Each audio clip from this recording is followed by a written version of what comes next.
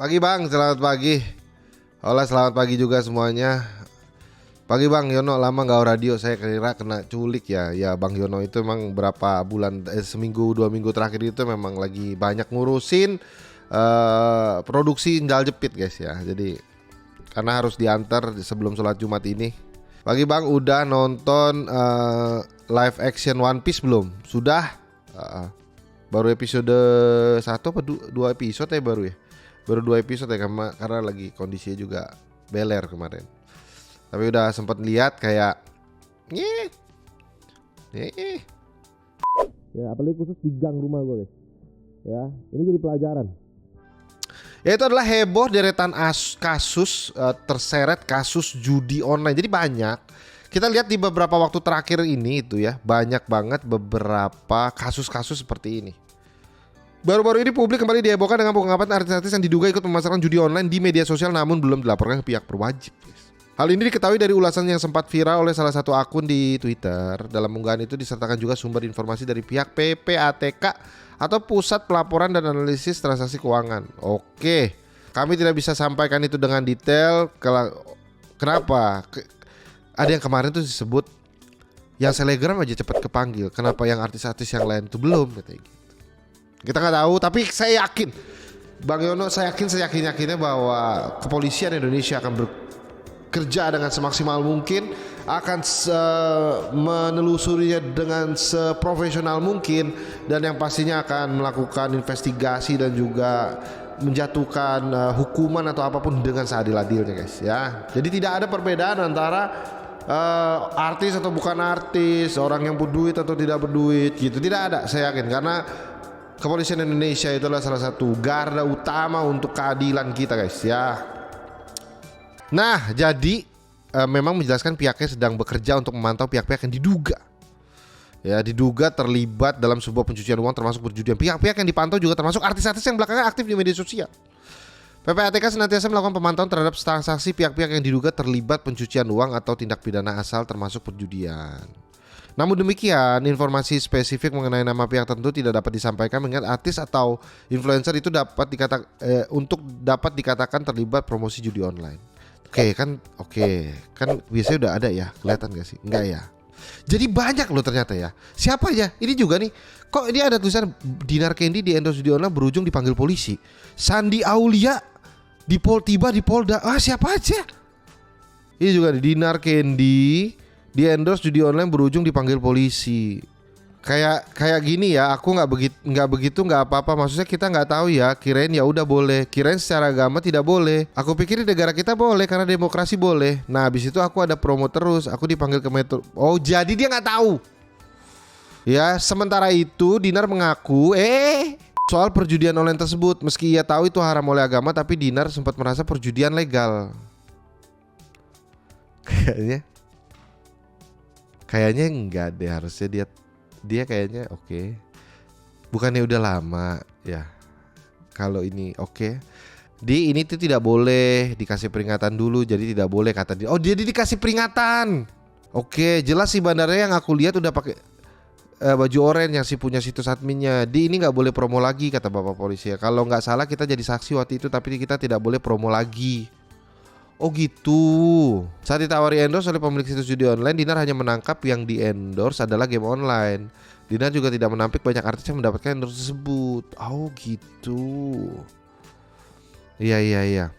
Artis ini nggak tahu kalau yang di endorse itu judi online atau enggak. Dia nggak tahu bahwa ternyata yang namanya judi online itu nggak ilegal di Indonesia, nggak diperbolehkan, bisa kena dikasuskan.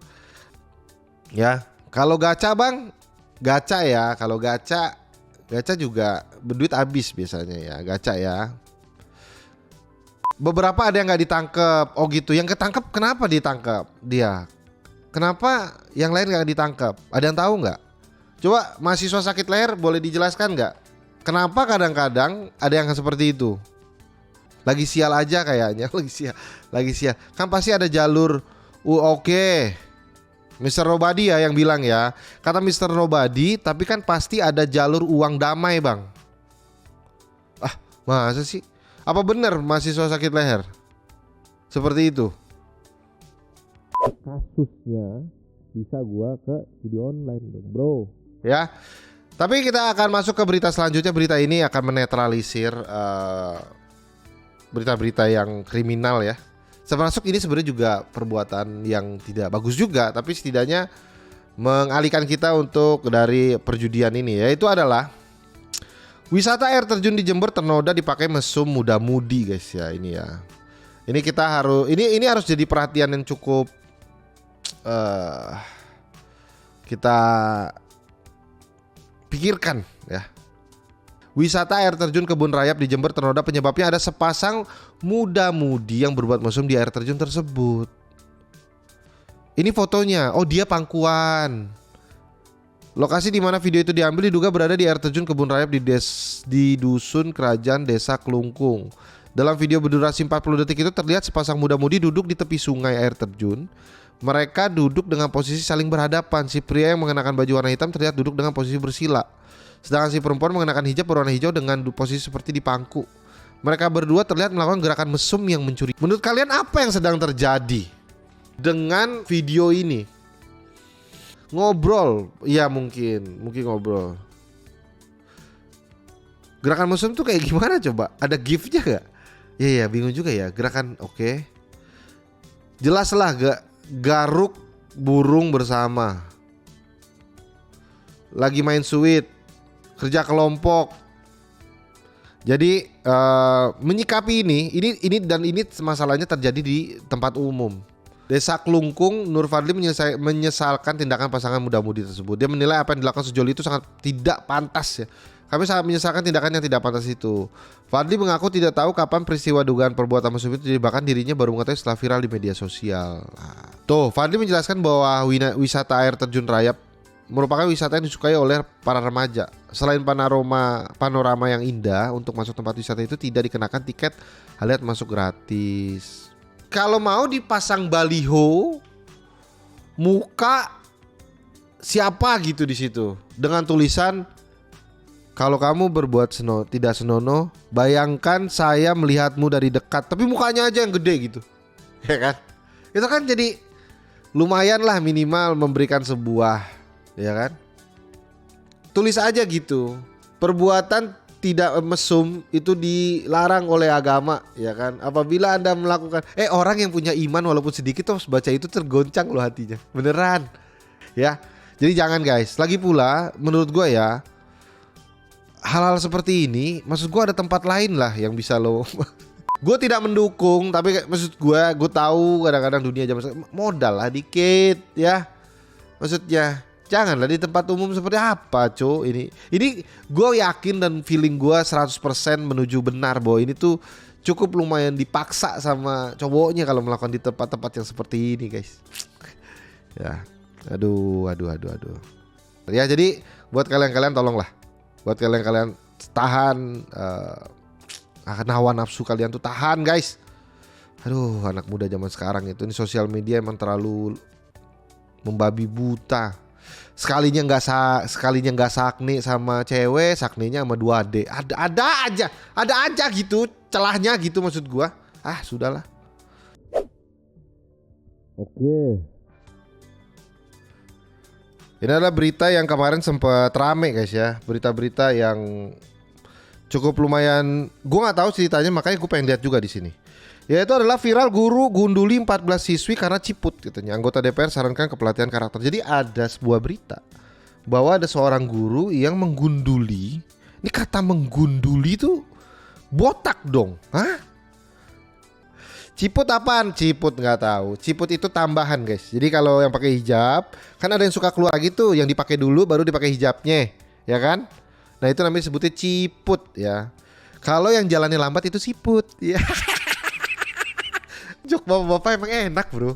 Sumpah ntar lo kalau lo jadi bapak-bapak, jok bapak-bapak tuh enak. Nanti tapi kalau lo udah tua, kalau sekarang belum.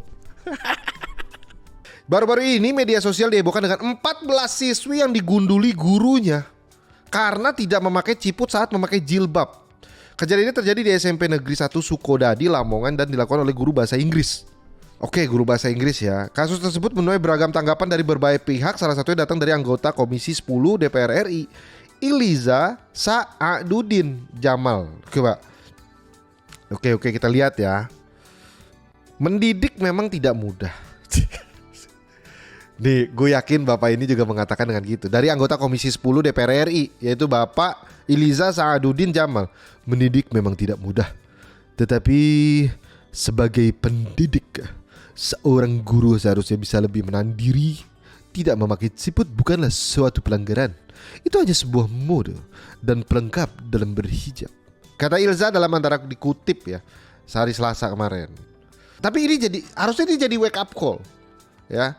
Kalau ternyata sebenarnya berarti cara pemakaiannya mungkin ada yang salah. Misalkan kalau memakai hijab itu, ini masih terjadi kok masih terjadi secara umum bahkan ya. Kadang-kadang ya pastinya belum sempurnanya dalam penggunaannya yang ketika rambutnya masih kelihatan misalkan. Ya kan, misalkan tiba-tiba dia pakai hijab tapi rambutnya keluar di sini. Kayak siapa? Andika Kangen Band. Itu salah banget ya. Kalau itu sih maaf ya, itu agak tolol. Kalau keluar dikit-dikit ya, tapi kalau sampai setengah muka gini kayak apalagi kalau keluar kayak rambut-rambut Sasuke gitu, nah itu salah jelas ya. Coba kita cari dulu guys ya. Siswi digunduli guru. Gambar. Wah, ini dia guys. Aduh, gimana ngasih lihatnya nih? Sebentar. Jadi di bagian depannya ya, kronologi itu gimana sih? Kronologinya itu ya. Udah dibilangin atau belum itu rambutnya mulai besok kamu harus jangan sampai kelihatan rambutnya apa. Iya, kenapa juga nih guru tiba-tiba main menggunduli aja gitu ya. Tapi gurunya malah dialih jabatan, Bang. Oke. Ya harus dihukum menurut gua. Tapi apakah dia perlu emang harusnya menurut lo diapain gurunya kalau udah kayak gini? Menurut lo? Gundulin, mutilasi rambutnya oke. Nggak mungkin dong, itu terlalu ekstrim ya. Perlu diruqyah net. Disuruh potong cepak Gil Street Fighter, Bang. Jadi menurut lo adalah ada semacam hukuman yang berupa fisik ya. Berarti ya kekeluargaan aja dulu minta maaf ke masing-masing anak plus keluarga. Jalal kita tuh butuh orang-orang tuh seperti Jalal guys, yang approach-nya itu tuh kemanusiaan, yang approach-nya tuh humanis guys. Ini loh yang kita perlukan, orang-orang seperti Jalal ini. Kalau lo bisa memaafkan tanpa membebani dari orang yang bersalah, iya kan, dan membiarkan bahwa semuanya itu sudah sebuah takdir dan tahu bahwa Allah itu Maha Pemberi dan Maha Pemaaf. Bukankah itu jalan yang lebih baik, wahai teman-temanku? Bukankah kalau kalian berbuat salah kepada seseorang dan ketika kalian meminta maaf kalian ingin dimaafkan tanpa dibebankan, ya? Bukankah itu luar biasa? Yang pastinya di hari Jumat ini orangnya tetap salah. Ya orang tetap salah ya tetap salah. Masa orang salah jadi benar? Nggak mungkin dong. Ya, digunduli dan mudah-mudahan ini tidak terjadi lagi ya. Mudah-mudahan approach itu jauh lebih. Intinya penanaman aja. Dijelaskan lah yang namanya hijab begini dan begitu. Ya gue cukup lumayan punya pengalaman lah soal masalah berhijab ya. Karena istri gue aja berhijab baru setelah 4 tahun nikah baru berhijab. Ya hijabnya sendiri pun masih banyak yang harus diperbaikin. Ya bukan kita yang ngerubah ya. Biarin ini pelan-pelan aja guys, pelan-pelan.